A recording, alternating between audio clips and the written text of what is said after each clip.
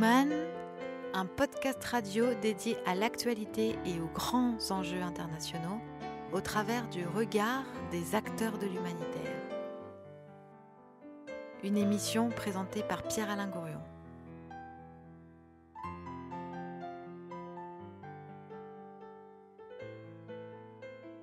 Et oui, c'est Human, c'est l'agora de l'humanitaire, l'agora sonore de l'humanitaire. Bonjour à toutes, bonjour à tous.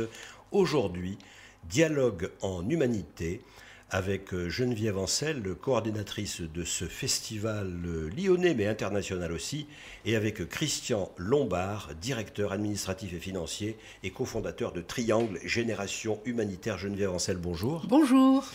Et puis, Christian Lombard, bonjour. Bonjour. Alors, vous savez pas, on va commencer en musique, écoutez.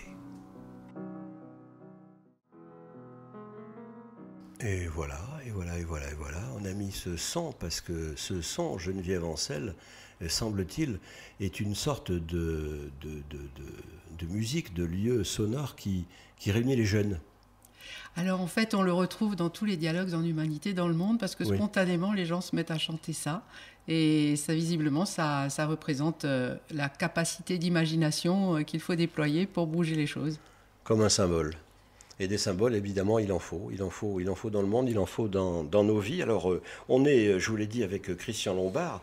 Christian Lombard, vous avez cofondé une organisation humanitaire qui s'appelle Triangle Génération Humanitaire. Oui, c'est ça. Voilà. Alors, qu'est-ce que vous faites ? C'est une organisation humanitaire qui existe depuis maintenant 25 ans, qui travaille dans une douzaine de pays du monde, essentiellement dans les domaines de la sécurité alimentaire, de l'éducation, de la protection, de l'eau, de l'hygiène et de l'assainissement. Voilà, donc on a une approche Un exemple concret, un pays, par exemple, chaud là, actuellement ? On travaille en Corée du Nord, on en parle beaucoup en ce moment. On travaille en République centrafricaine, au Soudan, Oui. en Irak, Oui. pour l'accueil des réfugiés syriens et des populations déplacées irakiennes. Sur ces thèmes-là, de la sécurité alimentaire, de l'éducation, vous avez dit ? Oui, éducation, protection, Voilà. sécurité alimentaire, eau, hygiène, assainissement. C'est une approche assez pragmatique en fait de la solidarité internationale. Nous sommes des opérateurs de la solidarité internationale. On répond à des situations concrètes. Voilà. On travaille beaucoup auprès de personnes qui sont déplacées ou réfugiées sur des besoins primaires. Et en Corée du Nord, par exemple, alors vous faites quoi ? Parce que ça m'a surpris. En Corée du Nord, on a fait tout un tas de choses. On a fait de la reforestation, Oui. on accompagne on travaille auprès des personnes âgées, auprès des enfants malnutris. Donc on fait beaucoup de choses différentes et variées. Avec des financements Avec des financements européens en Corée du Nord. Des financements de l'Union européens Ouais, en ouais. Corée du Nord. On va y revenir tout à l'heure parce Mhm. que ça bouscule un peu, comment dirais-je, quelques idées reçues probablement qu'on a à l'esprit. Mais c'est tout à fait intéressant parce que c'est probablement un chemin d'avenir. Voilà, alors on va avancer comme ça sur le contenu des activités des ONG traditionnelles, de celles qui font de la sécurité alimentaire, de l'éducation, de l'eau, et puis de celles qui sont un peu étonnantes. Et c'est le cas de Dialogue en Humanité, dont est venue nous parler Geneviève Ancel. Alors vous, Geneviève, vous avez, je crois, tout en étant une fonctionnaire, je ne sais pas si c'est le mot qui convient, de la métropole de Lyon, vous avez généré une sorte d'ONG qui organise un festival à Lyon, un festival international à Lyon, vous allez nous en parler, et puis ce festival a essaimé dans XY pays. Oui, alors d'abord, je ne suis pas seule à l'avoir Oui. créé. C'est au moment du sommet de Johannesburg sur le développement durable que ça a pris corps avec Gérard Collomb et avec Patrick Vivray en particulier, mais aussi avec le soutien d'Edgar Morin, de Stéphane Hessel et de quelques autres. Donc le principe est très simple, c'est que beaucoup de personnes qui sont dans l'action aujourd'hui, dans nos quartiers, dans nos entreprises, mais aussi partout dans le monde, en fait, ont besoin d'échanger leurs pratiques, leurs expériences. Donc, on est vraiment aussi sur l'action. Et ont besoin de dialoguer à partir de ce vécu-là et de le transformer aussi pour faire face aux défis auxquels l'humanité est confrontée de façon plus globale. Donc, ça paraît lointain, mais en fait, c'est ancré chaque fois dans un territoire, dans une réalité géographique, sociale, culturelle. On part toujours du vécu et chacun va venir s'exprimer dans ce festival à partir de son art, à partir de son engagement de citoyen, mais aussi d'entrepreneur ou d'ONG. Oui, parce que je voyais en regardant votre profil que l'on trouve sur Internet, je voyais que vous étiez coordonnatrice de ce festival, Dialogue en Humanité, mais que vous étiez aussi, vous avez un autre titre qui a accroché mon intérêt, préparatrice à l'avenir, quelque chose comme ça. Comment c'est l'autre fonction? Alors, oui. J'ai une fonction très officielle qui est administratrice territoriale. Oui. Donc ça, c'est simplement dans la fonction publique un titre qu'on obtient au bout d'un certain nombre d'années d'abord, mais aussi à partir d'études qu'on a fait. Voilà, moi, j'étais donc directrice générale dans des grandes collectivités. C'est mon cœur de métier, mais mon objectif de vie, c'est aussi de réinventer le service public avec les citoyens en faisant en sorte que chacun redevienne artiste de sa vie et créateur de son propre destin, à titre individuel et à titre collectif. Voilà, et l'administration vous a mis un titre par rapport à ça, je ne le sais plus. Sur l'accompagnement au changement peut-être? Voilà, l'accompagnement au changement. Attendez, c'est quand même pas banal d'avoir dans l'administration quelqu'un dont la fonction officielle est d'accompagner le changement. Je ne sais pas ce que vous en pensez, Christian Lombard. Oui, je ne trouve pas ça tous les jours, moi, dans l'administration. C'est un peu étonnant, en effet. Oui, mais alors il y a de plus en plus de choses étonnantes et je pense que c'est ça aussi qui est une de nos pistes à venir. Vous voyez, par exemple, à Bruxelles, il y a une directrice du bonheur. À Paris, il y a... Attendez, à Bruxelles, ville, métropole, oui. Quoi? Oui. Une directrice du bonheur, oui. Rien que ça. Chief Officer Happiness. Officer in Happiness. Voilà.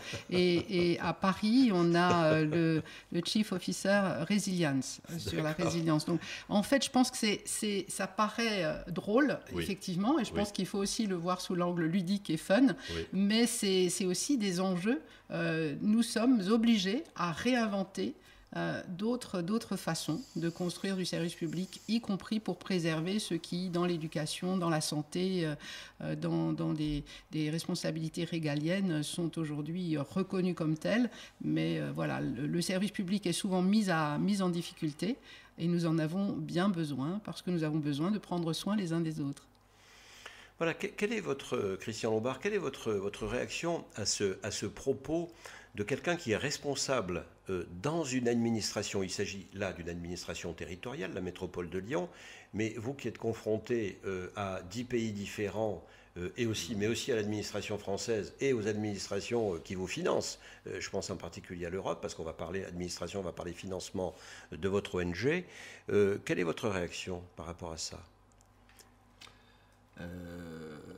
Nous, on est confrontés à ces aspects administratifs de plus en plus, hein, parce que alors on est une organisation on utilise des fonds publics, on est financé par des fonds publics, donc on se doit de rendre compte. Oui. Et ça, c'est bien naturel, c'est parfaitement légitime. Qui sont vos financeurs, d'ailleurs? Alors l'Union européenne, les agences des Nations Unies, l'État français, les collectivités, etc. Et puis les collectivités territoriales en font partie, oui, c'est-à-dire ça. Métropole, ville de Lyon. Plutôt région Rhône-Alpes. Région Rhône-Alpes, d'accord. Enfin, les régions.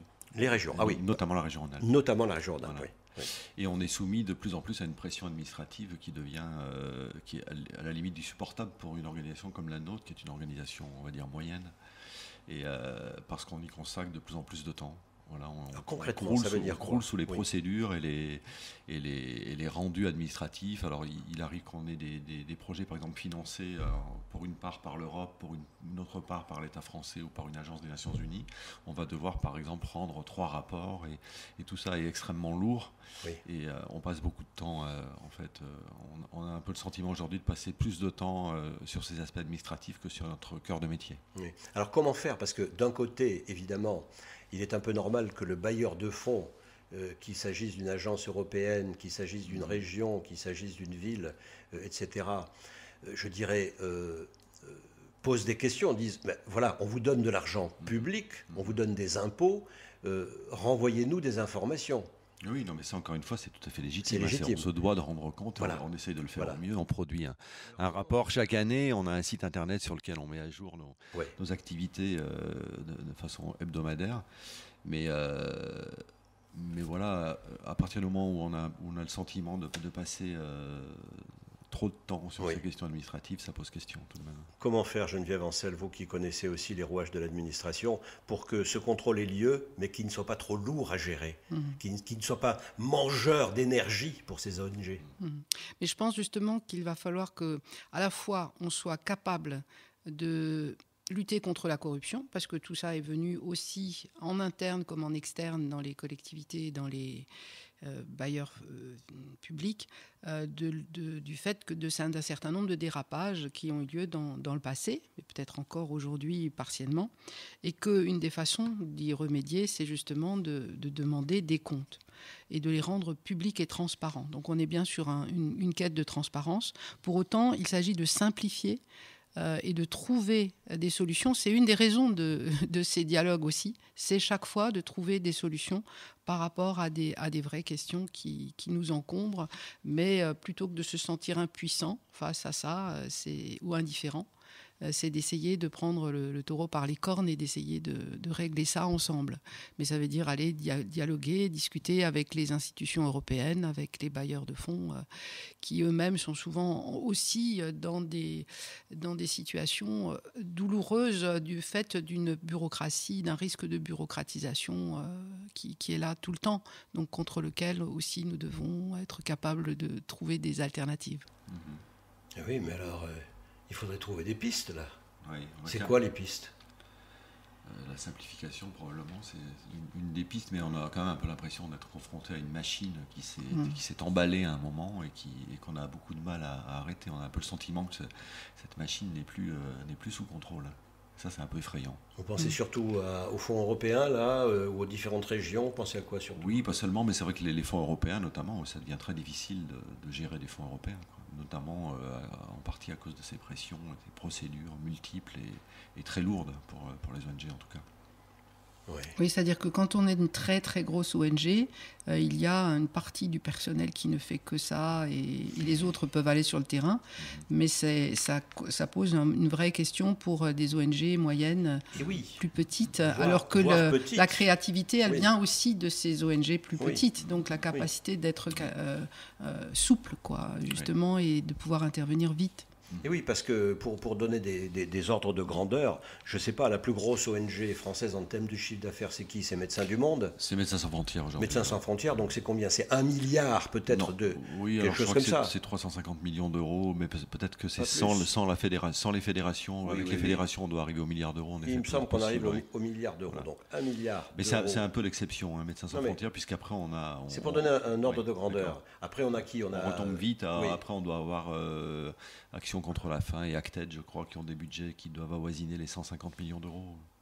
Ah oui, mais Handicap International, par exemple, c'est beaucoup plus. Non, je crois pas. Non. Ah, c'est plusieurs centaines de millions d'euros de mémoire.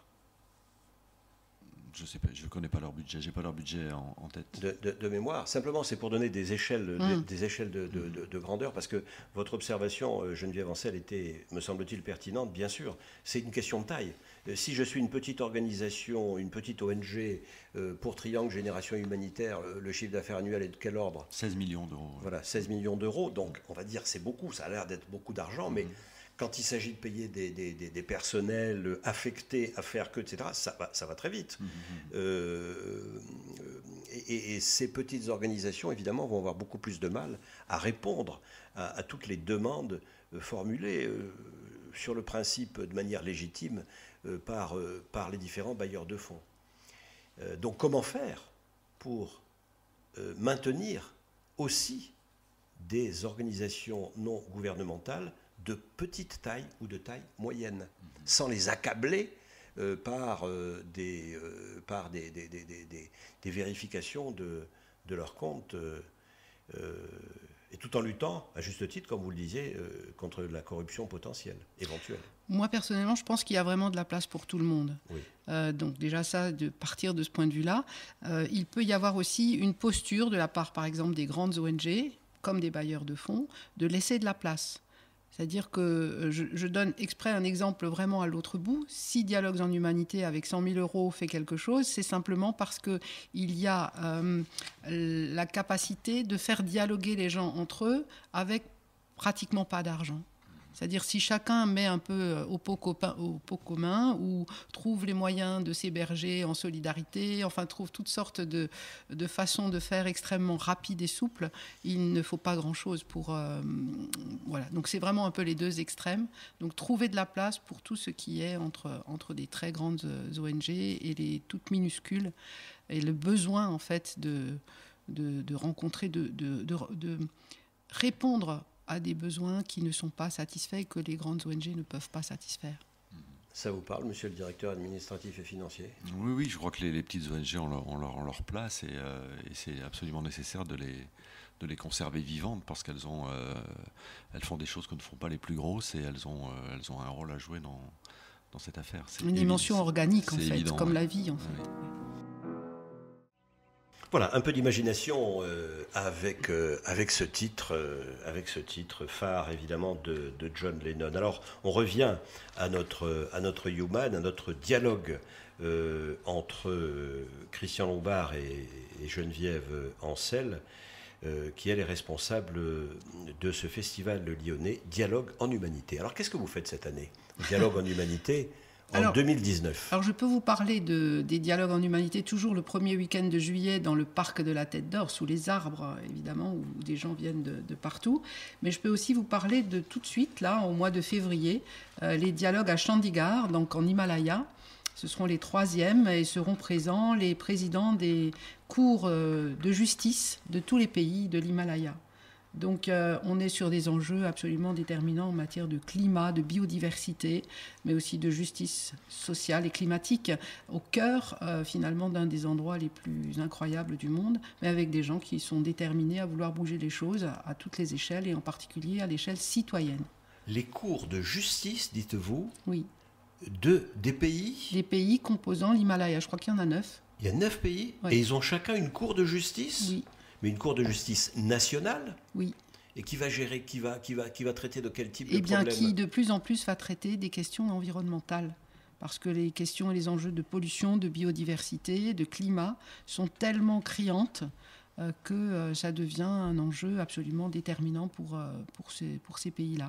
Un peu comme ce qui se fait actuellement, cette pétition qui a réuni en France des centaines de milliers de personnes, où on a l'idée d'attaquer l'État français, de poser cette question à une fonctionnaire, pour sa carence en quelque sorte à gérer ces questions environnementales, et de saisir les tribunaux nationaux. Plus exactement, à respecter les engagements qu'ils ont pris lors de la COP 21 oui. Et qui aujourd'hui ne sont pas suffisamment respectés. Et donc les citoyens se sont engagés à faire finalement un procès. Ça a eu lieu déjà aux Pays-Bas et ça a été donc jugé comme étant obligeant en fait l'État par le droit à mettre en œuvre ce qu'il devait faire. Et donc vous agissez là-bas dans l'Himalaya, à Chandigarh, en réunissant de votre propre initiative, non ? Non, alors, il faut bien être clair. C'est-à-dire que ce n'est pas nous, Lyonnais, qui allons mettre ça en route, évidemment. Il ne faut quand même pas se prendre pour un...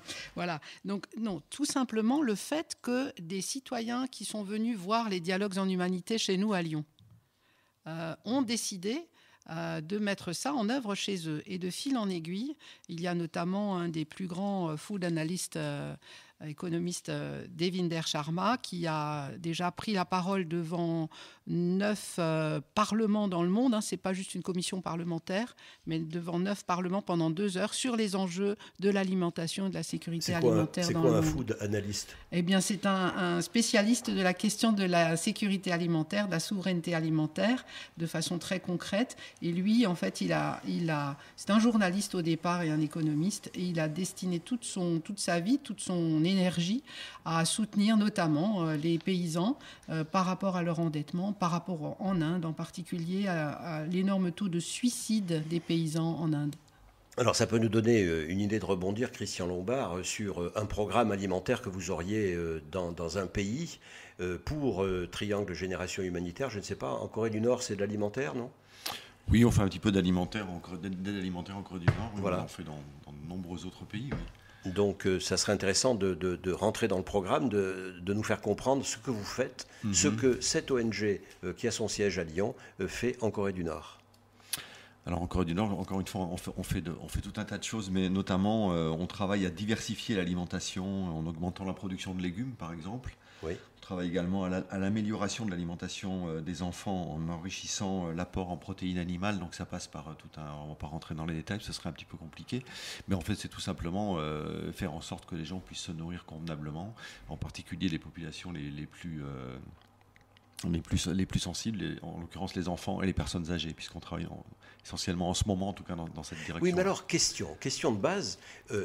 Vous allez, ONG française, enfin ONG internationale, bien sûr, mais enfin d'origine française, avec des fonds européens, apporter la bonne parole alimentaire et, j'allais dire, cultivatrice, pardon pour ce mot-là, en Corée du Nord, qui ne manque pas d'argent. Ils font la bombe atomique. Alors peut-être qu'ils consacrent beaucoup d'argent à la bombe atomique et insuffisamment à la sécurité alimentaire à l'intérieur de leur pays. En tout cas, toujours est-il qu'il y a des vrais problèmes de fourniture alimentaire en Corée du Nord. Et nous, on fait un travail humanitaire, on s'attache à viser les plus sensibles de ces personnes. Mais quel est l'intérêt qu'a l'Europe de financer par l'intermédiaire d'une ONG européenne, française, un programme alimentaire par rapport à un régime qu'on considère habituellement comme, à la limite, banni de la solidarité internationale. Pas de la solidarité internationale, mais en tous les cas de la vie internationale. Mais je crois qu'il faut avoir une lecture humanitaire de tout ça. Hein. C'est-à-dire qu'on travaille, nous... indépendamment de la position des États, etc. Alors, en effet, avec des fonds européens, mais ce sont des fonds qui sont dédiés à l'aide humanitaire, et on est là pour porter assistance. Et de ce simple fait, je crois qu'on écarte toute autre option, quoi. C'est vraiment notre métier. Est-ce que c'est une question que vous vous êtes posée au sein de votre conseil d'administration, quand vous décidez de faire ou de ne pas faire une action, de dire est-ce qu'on va en Corée du Nord ou est-ce qu'on n'y va pas? Et est-ce qu'on n'y va pas parce que ce serait cautionner en quelque sorte un régime qui ne nous plaît pas? Non, parce qu'encore une fois, on a une approche humanitaire qui est, à mon avis, déconnectée de ces questions-là, qui doit être déconnectée de ces questions-là. Mais est-ce que c'est possible? Oui, c'est possible, bien sûr. On s'appuie sur les principes d'indépendance et de... Voilà. Et quand vous débarquez là-bas, alors, Kim alors c'est vrai que c'est content, lui. C'est vrai que c'est un des rares pays, par exemple, dans lequel on ne recrute pas le personnel. Hein. Le personnel est nommé par les autorités, donc c'est un peu particulier. Malgré tout, on y travaille depuis les années 2000 et on arrive à y travailler et on constate qu'on arrive malgré tout à avancer. Et comment est-ce que vous mesurez ça? Du coup, je me fais, moi, comme l'Europe, comme au bailleur de fonds, vous savez, une sorte de censeur. Comment est-ce qu'on mesure? Parce qu'on voit, on s'aperçoit concrètement que les fonds qui sont attribués répondent aux besoins de la population. Vous constatez simplement que vous donnez satisfaction oui, c'est ça, oui. aux gens qui sont nommés. Puis on le constate très concrètement. Oui, bien sûr. On le mesure, on voit bien que on a capacité à mesurer comme ce qu'on fait assez facilement. Voilà, le rapport entre l'activité humanitaire et les orientations politiques, non pas des populations, évidemment, parce que là, vous vous intéressez aux populations, mais enfin, est-ce qu'on peut, Geneviève Ancel, mettre de côté complètement, j'allais dire, l'orientation politique des gouvernements qui sont censés gérer les personnes? Mais je pense qu'à partir du moment où il y a vraiment dénutrition, malnutrition, voire famine, je ne vois pas comment ne pas être dans une entraide et une réciprocité, enfin en tout cas quelque chose qui fait que les pays d'où nous venons ne vont pas aider quoi qu'il en soit. Donc c'est vrai que la question peut se poser au niveau politique.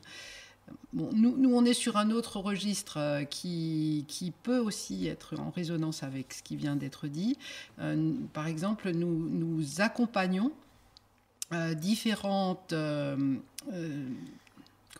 expériences, actions dans le domaine de la sécurité alimentaire sur le terrain.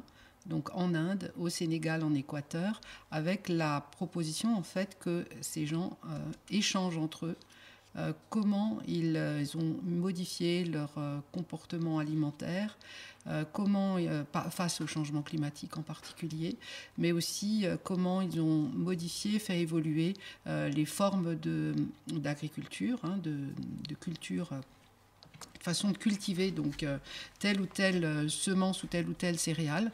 On sait que par exemple 65% du pays de l'Inde en tout cas, il y a 57 degrés qui est prévu, qui est attendu, qui est déjà là. Attendez, 57 degrés, température ambiante ? Température à certains moments de l'année. Pour quelle période alors je ne sais pas exactement 2000, la quantité, 2050, mais on y est déjà dans certaines régions. 57 degrés. Et donc là, de ce point de vue-là, si vous voulez, la révolution verte avec le blé et le riz, ça ne peut pas marcher. C'est juste impossible. Par contre, il y a des céréales résilientes. Parce que les céréales ne pousseraient pas, c'est ça ? Eh bien sûr. Il n'y a pas assez d'eau, ou alors au moment des inondations, il y a trop d'eau. Or, des formes de culture qui existent bel et bien depuis longtemps dans certaines régions permettent en fait de répondre par exemple le millet ou le ragi en Inde, qui sont des céréales qui sont extrêmement rejetées, méprisées, parce que c'est des céréales des pauvres. Elles ont un goût un peu différent, et aujourd'hui le goût, vous voyez, c'est comme chez nous, on a l'habitude de manger telle ou telle chose, manger des insectes, c'est juste pas possible dans la tête de la plupart des gens. Donc je peux vous faire manger des insectes si vous voulez. On a eu un producteur d'insectes. Vous en mangez des insectes, oui. Tout à l'heure on va se faire un apéritif aux insectes, vous allez voir. Ok, ça marche. Oui. Bon, pardon, je vous ai coupé. Non, c'est l'idée oui. de trouver les moyens. Donc, à partir de ces dialogues en humanité en Inde, en Bangalore, depuis 11 ans, au bout de quelques années, ils ont réussi à créer un rapport de force avec l'État du Karnataka. Et l'État du Karnataka, aujourd'hui, a une ligne de crédit pour la renutrition de la population la plus pauvre pour le moment, pour développer et acheter, en fait, à grande quantité de ragi, et donc de remettre tout ça en route et de le valoriser, parce que le taux de protéines de ces céréales est extrêmement élevé.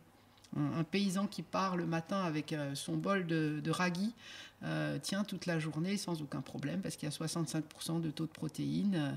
Donc ça veut dire qu'il va falloir aussi faire bouger les mentalités et voir comment ça peut se faire. Bouger les mentalités, peut-être un peu de musique, tiens, pour les faire bouger. La poésie, la musique, parfois, ça fait bouger aussi les petits trucs qu'on a dans le cerveau. Annie-Flore Bachielilis, une Gabonaise, je crois. Tu vas où comme ça ? Vous êtes dans Human, le podcast de l'humanitaire Pierre-Alain Gourion à l'antenne avec Christian Lombard, directeur administratif et financier de Triangle Génération Humanitaire, et Geneviève Ancel, coordinatrice des dialogues en humanité. Alors, Geneviève Ancel, la chanteuse que nous venons d'entendre, qui est gabonaise dans ce titre, Waris, je crois que vous l'avez fait venir l'année dernière à vos dialogues en humanité. Oui, absolument. Alors, elle chante merveilleusement bien. Elle est très engagée sur la question de la paix dans son pays, au Gabon, en ce moment en plus. Bien sûr, elle est en France parce qu'elle ne peut elle risque sa vie, je pense, au Gabon.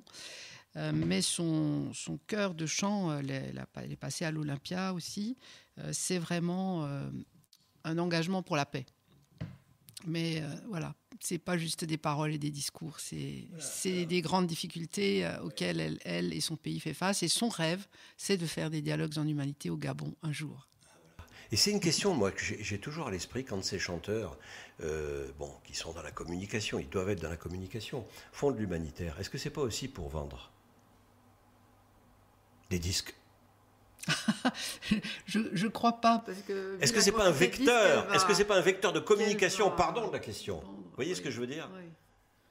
Je ne sais pas si on peut dire que les artistes, surtout de ce niveau-là, parce qu'ils sont très très rares, ceux qui sont vraiment très très riches, on ne parle que d'eux, mais en réalité la plupart des artistes sont plutôt dans la précarité, dans l'intermittence, et là encore plus puisqu'ils sont souvent réfugiés.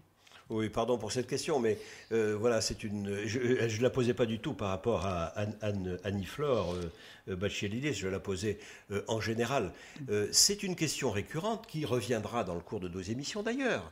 Le rapport entre la sincérité d'un engagement humanitaire et la nécessaire communication qu'il faut mettre en place, cette communication pouvant être utilisée à des fins louables ou à des fins qui le sont moins.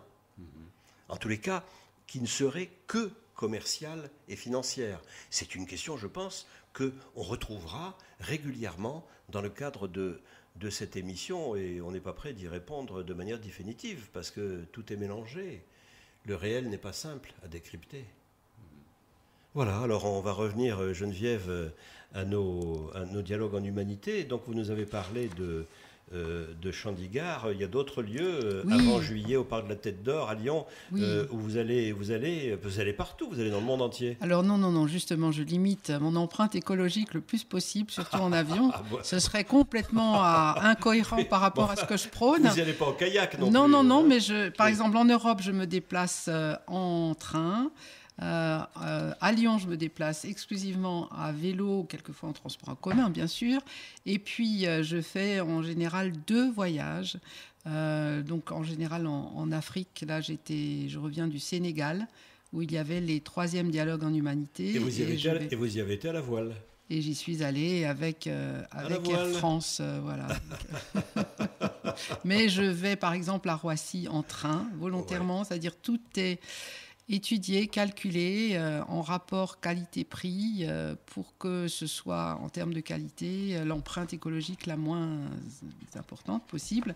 C'est Pierre Rabhi qui un jour m'a dit, parce que je voulais tout arrêter, en particulier mes voyages, qui sont finalement assez rares, contrairement à ce qu'on pourrait imaginer. Il y a beaucoup de réunions Skype, il y a beaucoup de rencontres de toutes sortes, et chaque fois, nous essayons de déléguer les gens qui sont les plus proches du pays d'à côté, par exemple. Voilà, par exemple, je n'irai jamais en Australie parce que c'est absurde, il vaut mieux envoyer quelqu'un de l'Inde. Voilà, donc c'est un exemple. D'autre part, c'est la possibilité. Oui, Pierre Rabhi me disait, écoute Geneviève, s'il y a des moments, il faut y aller. S'il n'y a personne d'autre qui peut le faire et que tu penses qu'il y a une valeur ajoutée par rapport aux enjeux, y compris du climat, donc il faut chaque fois se poser en conscience cette question. Je pense que c'est la moindre des choses. Je ne pars par exemple jamais en visite touristique nulle part, si ce n'est dans mon pays, en France. Voilà. Ou en Europe. Voilà. Bon. Et alors au Sénégal ? Alors au Sénégal, ce qui s'y passe, c'est tout à fait intéressant. D'abord, c'est mené beaucoup par des femmes très actives dans la question aussi de sécurité alimentaire, d'émancipation des femmes. Elles ont créé des banques de microcrédit. Elles ont créé des enjeux, en particulier des réponses aux questions de santé, aux questions de sexualité des filles, aux questions évidemment d'environnement. Ce qui est intéressant, c'est qu'au bout de 3-4 ans, la municipalité, la mairie de Han Dakar s'est beaucoup intéressée, s'est rapprochée, a facilité les choses. Et cette fois-ci, donc en octobre dernier, il y a eu non seulement des dialogues en humanité sous les arbres, l'équivalent du parc de la Tête d'Or dans le parc de Han, mais aussi une journée sur la plage de la baie de Han. Alors ceux qui connaissent cette immense baie, c'est un endroit où ont proliféré les poissons et de façon... c'était la richesse du Sénégal. Et aujourd'hui, il y a un problème majeur de pollution, d'une usine chimique, mais aussi de tous les égouts qui sont déversés là. Et le projet, justement, a été d'accompagner, de faciliter, de forcer même un peu pour que cette dépollution, dont les moyens, les crédits sont identifiés et sont présents, sont là, mais la volonté politique d'y aller, en fait, il faut aussi qu'elle vienne d'une citoyenneté active et le soutien de tous ceux qui sont dans cette action-là, concrète sur le terrain, est relégitimée par des soutiens citoyens qui viennent d'autres bouts du monde. Est-ce qu'on peut dire, je ne sais pas quel est votre avis, Christian Lombard, est-ce qu'on peut dire qu'une organisation comme Dialogue en humanité, quand elle va par exemple au Sénégal, c'est un exemple concret mais c'est intéressant, elle aide en quelque sorte les locaux à communiquer ensemble, elle aide les pouvoirs publics, puisque vous disiez qu'il y avait une réaction positive de la municipalité, par exemple. On pourrait penser que vous êtes craint par moment. On pourrait penser que les autorités locales disent « Oh là là, qu'est-ce qui nous arrive là ? Est-ce qu'on va contrôler la situation ?» Voilà, un mot là-dessus, parce que ça me paraît quand même essentiel pour l'action humanitaire, cette relation à travers vos réseaux, cette ouverture du dialogue que vous arrivez à faire chez les gens, entre eux. Nous, c'est vrai qu'on est nous très attachés à, comment dire, lorsqu'on arrive quelque part, on essaye de ne pas venir avec de pas en gros exporter des idées. On travaille le plus possible avec des organisations locales et puis on essaye surtout de répondre à un besoin qui émane, qui est exprimé par la population. C'est très important. On ne peut pas travailler dans un pays sans cet accord-là, quoi. C'est un petit peu la base, c'est le principe en fait en tout cas de l'action humanitaire chez nous, hein, c'est d'arriver et puis de trouver des partenaires et de travailler avec eux et de co-construire des choses en fait. C'est très, très important. Voilà, et sur l'assainissement, par exemple, c'était un sujet qui était évoqué par Geneviève Ancel à l'instant. Sur l'assainissement, vous avez des actions en Irak, par exemple. Vous avez quelque chose, je crois ? Oui, alors tout ce qui est eau, hygiène et assainissement, en fait, on met ça en œuvre dans différents pays, et notamment en Irak, puisqu'on travaille sur l'accueil de populations réfugiées et déplacées. Donc on est là, en effet, pour construire des latrines, pour amener de l'eau propre, évacuer des eaux sales, etc. Voilà, la question de l'assainissement, de l'eau, des toilettes, des latrines, elle est primordiale oui. Partout où on va trouver des populations réfugiées et déplacées. Et oui, bien sûr. L'hygiène d'abord. Oui. Se nourrir, ça fait partie boire de l'eau propre. Voilà, exactement, les fondamentaux. Et on revient aux fondamentaux. Ça ne nous fait pas de mal, non ? C'est important, je crois que ça fait partie des fondamentaux. Bon, et ben voilà, on va avancer comme on est, et on va se mettre, si notre programmateur le veut bien, notre programmateur c'est qui ? Mais c'est Dimitri, bien sûr, Dimitri Dufour à la technique aujourd'hui. On va se mettre Billy Wooten, Feel So Good. Vous êtes dans le podcast Human, l'agora sonore de l'humanitaire, avec Christian Lombard et Geneviève Ancel. Alors, Christian Lombard, voilà, on s'était promis dans cette émission d'aborder, bien que ce soit un sujet, un peu technique, un peu difficile, les questions administratives et financières qui nécessairement sous-tendent l'action de vos organisations non gouvernementales. On ne peut pas être que dans le rêve, on ne peut pas être que dans le désir, on ne peut pas être que dans l'espoir. Il faut que ce rêve, cet espoir, on les structure dans des organisations. Il faut qu'on recrute, il faut qu'on finance, il faut qu'on distribue l'argent, etc. Parlez-nous de quelques-uns, ceux que vous voudrez, des problèmes que vous rencontrez dans votre vie quotidienne depuis 25 ans pour gérer une ONG. C'est quoi les problèmes ? Je pense à un problème qui nous préoccupe fortement en ce moment, c'est le problème forcément on transfère des fonds pour nos programmes sur les différents terrains d'action. Pour payer les gens sur place. Voilà, exactement, pour payer les gens sur place, pour acheter de la marchandise, pour les actions tout simplement. Et on a aujourd'hui de plus en plus de difficultés en fait à effectuer ces transferts de fonds parce que les banques sont soumises à des contraintes elles aussi.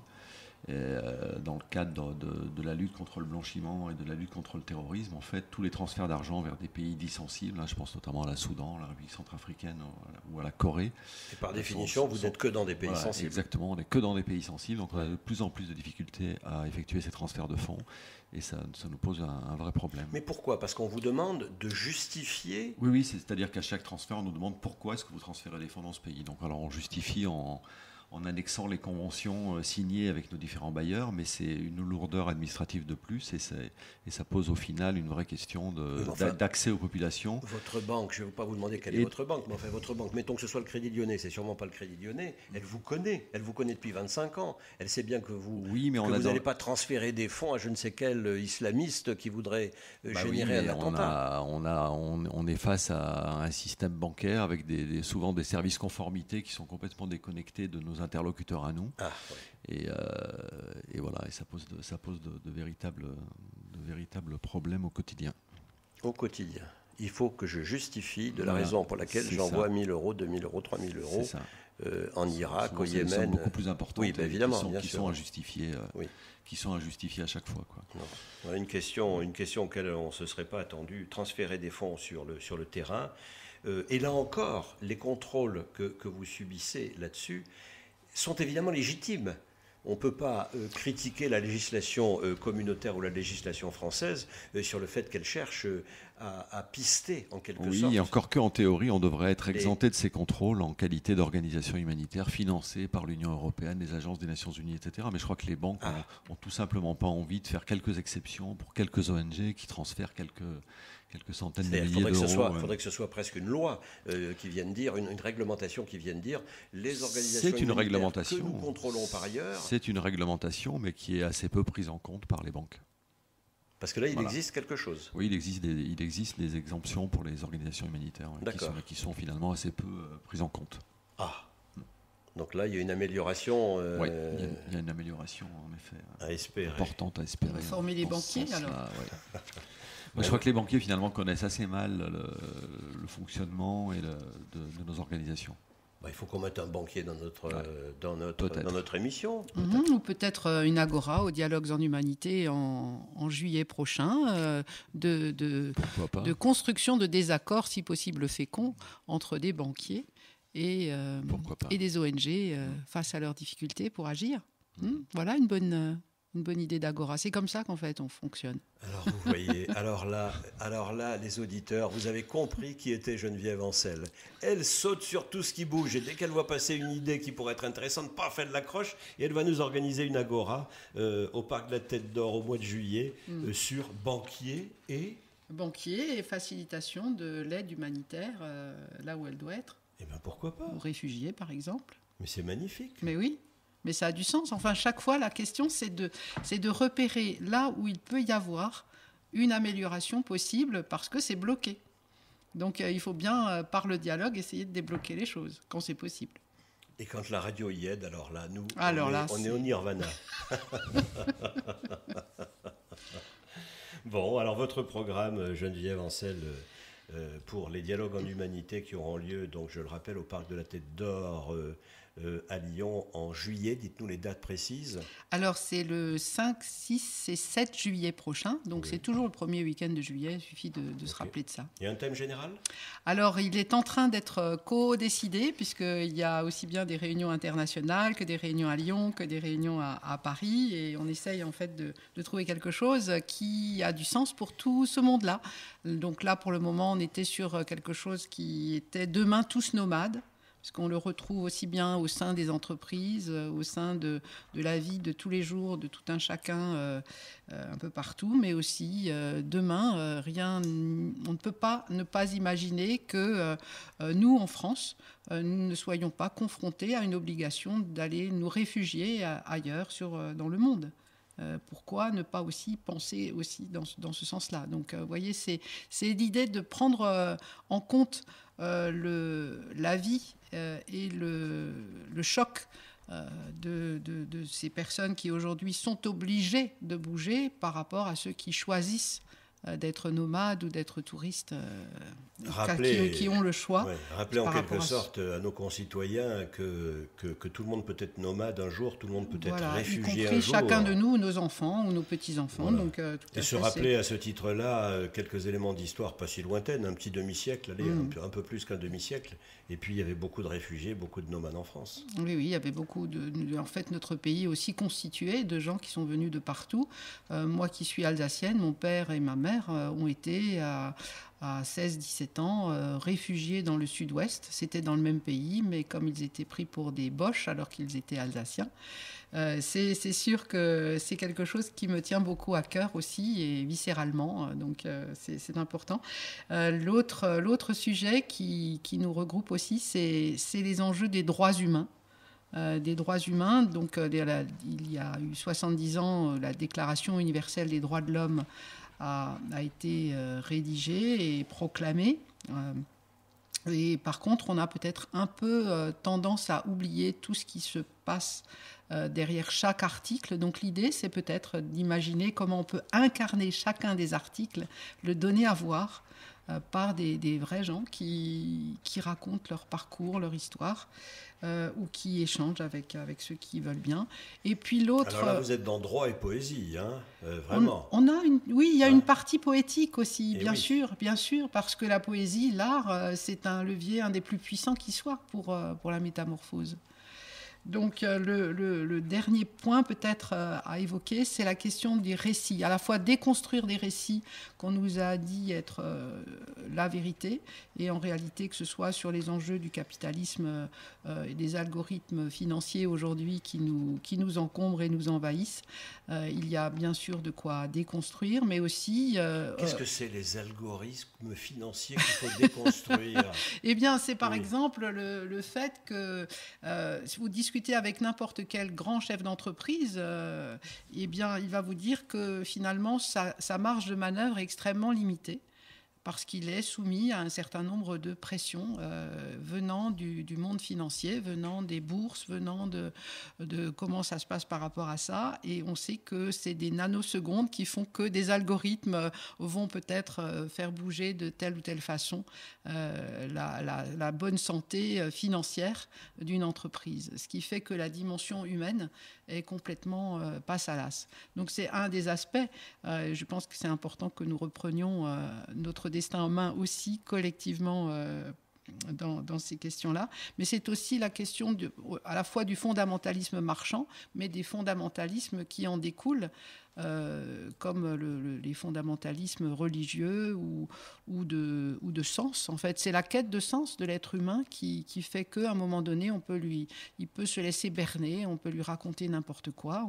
On le voit aujourd'hui aussi au niveau numérique, dans les réseaux sociaux, où certaines fake news font le tour du monde, alors qu'il s'agit bien de discerner ce qui est du registre de ce qui est vraiment et de ce qui n'est pas.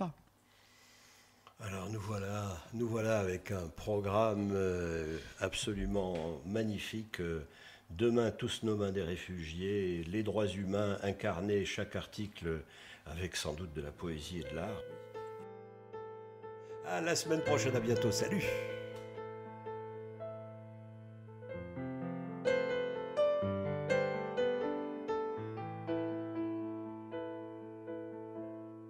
Human, un podcast radio dédié à l'actualité et aux grands enjeux internationaux au travers du regard des acteurs de l'humanitaire.